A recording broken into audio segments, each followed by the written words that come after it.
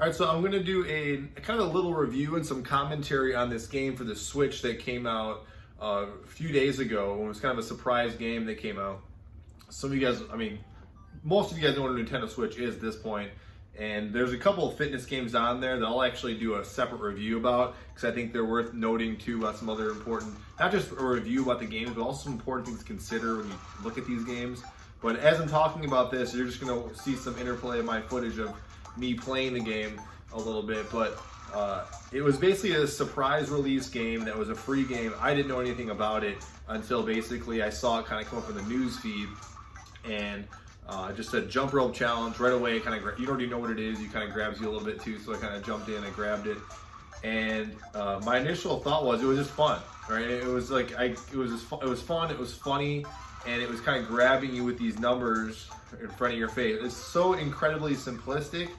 And I have no idea what the reception will be for this game, but I thought I'd talk about a couple things that I think are, one, important for the future. Other games get developed like this, because I think this could really be a big thing. I think it's really needed now with everybody kind of being indoors. There's already some data coming up and some little mini studies about, especially childhood obesity and how that's going to be supposedly already on the rise.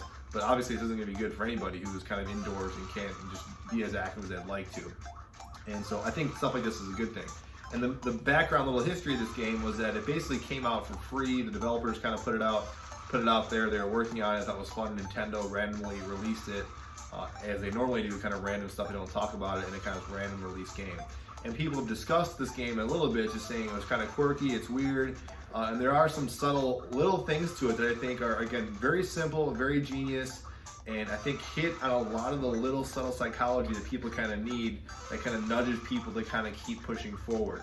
And I also think they did a couple little, you can call it little safety or protective measures to make sure people don't overdo it. And I think that was by design too. And again, this is all my assumptions looking at it. But right off the bat, I have 3 kids at home, and so 3 little kids. And even just for the most basic person, the little kids even enjoy it. My 5-year-old, every day when he sees it, and it's only been out, this is like the 3rd or 4th day, and I'll talk about some of the subtle changes you'll see. But as you kind of see me kind of jump roping, it's very simplistic. You hold the little Joy-Cons in your hand, and it just mimics you jumping. And in reality, you don't necessarily even have to make the actual jump roping thing, whatever. You don't have to do that. In fact, a lot of times sometimes I'll mix it up. Like second day, once I figured out, okay, I can just jump, I would be jumping, I would do little high knees, I would kind of mix it up a little bit. My feet would always be kind of coming off the ground, but I would just jump in the air with my hands in the air. As long as you're shaking it, you know, it kind of recognizes you're doing it. And there's some subtle little vibration when you do it. Yeah, I'll get to that. I think that's another key part of why this thing is so great and why it is so intuitive, and it's just the feedback is really there. And this is, again, I'm going on a mini rant here, but I'll talk about some things that are, I think, why this is important, just not with exercise adherence, which we know is like one of the biggest things that keeps people coming back to exercise, but where I think some of the at-home programs, or a lot of these things, whether it's a virtual trainer program that you're using, or these like the fitness DVDs or programs that you're watching on your phone or on the computer, where I think sometimes they can fail. I think where you can kind of learn something as simple as this, which is a free thing. And I know I'm jumping around a lot, but basically this jump rope challenge, no one knows what it is. It goes until, it was released a few days ago, and now it goes until September. And supposedly that's like the limited release. I think some people might assume, I would assume that this game is going to be free. I think if you do the challenge, I would hope that the reward would be, if you do it for X number of days, that they'll actually give you the game. And after that, maybe they'll charge like $1 or $2 if you didn't do it. That's what I think would happen. That's what I hope would kind of happen. It's like a little initiative. But who knows? It might just be a legit kind of limited thing, and maybe we'll do other things in the future.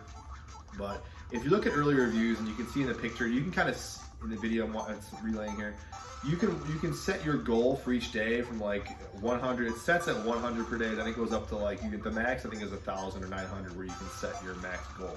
Once you go over that number, like the default is 100. I put it at 300. So when I pass 300, it goes to the actual picture. And when you first started seeing reviews for this day, people just thought, like, after you get to your goal, there's just like this cat background, and then we're just thought, okay, it's just gonna be this weird little cat that would just be meowing when you're doing it.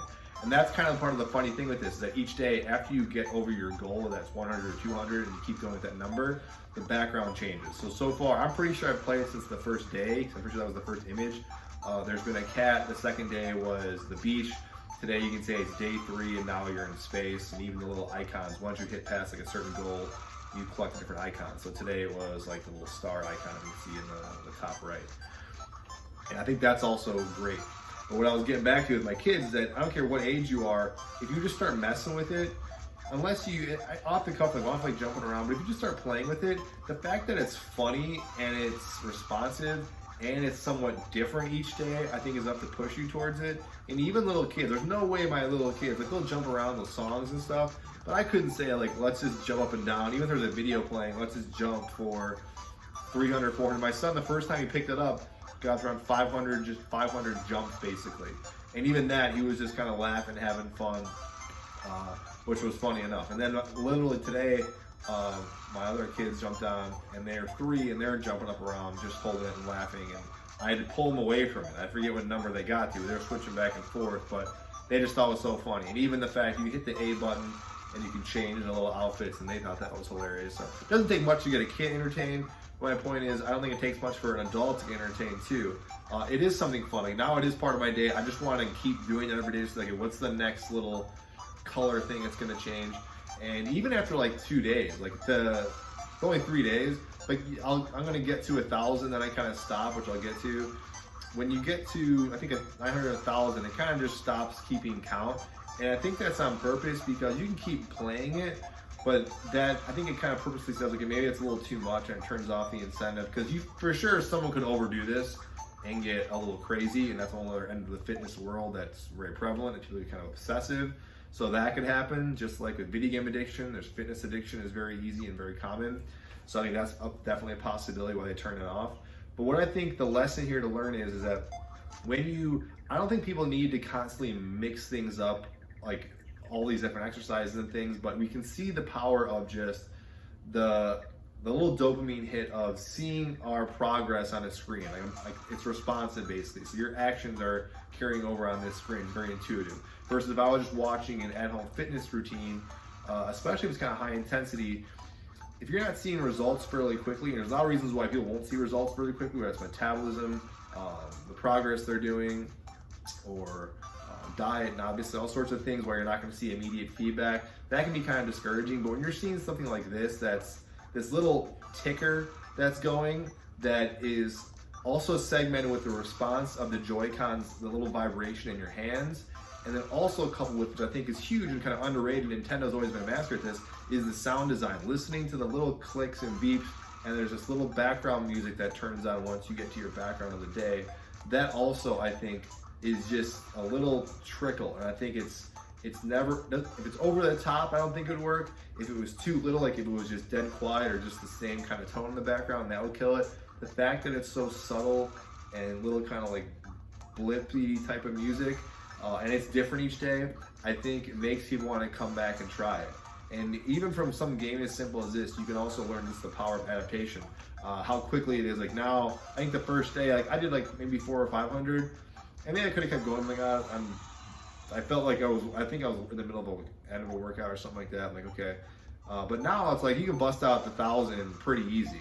And I'm not saying everybody can do that, but I think it's a pretty nice achievable goal they set for everybody, that even in a few days, I think most people can hit this challenge. So I think if the general person just started messing around with this jump rope challenge, I guarantee they will probably be at least a jumping king, because it doesn't, obviously isn't teaching the timing of jump rope, which is a whole other story. But I just think it's a genius idea. I think it's a genius little gimmick. I can't guarantee this would fit every type of personality, but I just judging off 3 random kids and people that I know, I shared it with friends, and even the friends, they like, okay, I gotta get this for my kids, and their kids are just playing around, messing around with it. And like I said, the fact that it changes every day, that is the only thing that makes me hesitant that maybe this might not be going on forever, because maybe since there's, at the end of this video, I kind of fast forward, and I kind of extend it out to see how many days the actual days kind of correspond to, and it kind of tapers out towards the end. So I think that might happen, or maybe they will shut off, but I don't know. Maybe they're just testing the waters to see if people like this type of thing and look at the engagement, which I hope they do. I'll actually talk about another video about some of the pros and cons of at-home fitness programs, and even some of the Nintendo Switch stuff, because I actually made me think about this, even do a video like this, because I was talking to someone recently about this, and using the Ring Fit and basically using video games to lose weight, specifically the Nintendo Switch.